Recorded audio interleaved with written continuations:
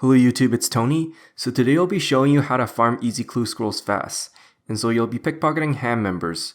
Now this requires 20 thieving at the bare minimum. Although you will definitely fail a lot often at these levels, I would highly suggest you have at least 60 thieving. And I also recommend you complete the Lost Her Marbles mini quest, which is a sequel from the Buyers and Sellers quests. I'll explain later why. So the location is in the ham hideout, in which case you use the Lumbridge lodestone, then run north and cross the bridge and finally pick open the trapdoor. Now the best spot to pickpocket them is at the northeast room. Alright, so here's my equipment setup. I have the full camouflage outfit, and this gives you 5% more thieving success, as well as 5% chance of double pickpockets.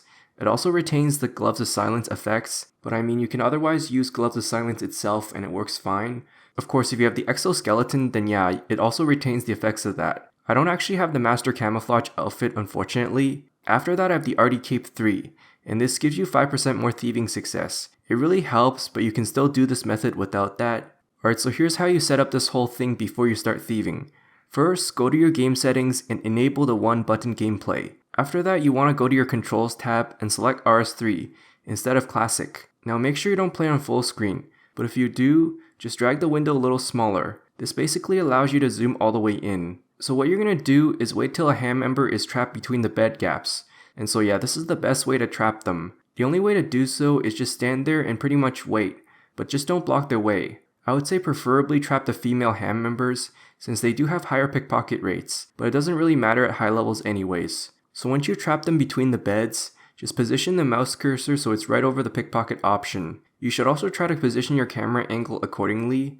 I usually try to aim my cursor near the right foot of the ham member. That way you should be able to right click and open up the menu, and afterwards just left click to pickpocket. So here's a strategy. Now that you establish your spam clicking spot, just keep left clicking to pickpocket pretty much.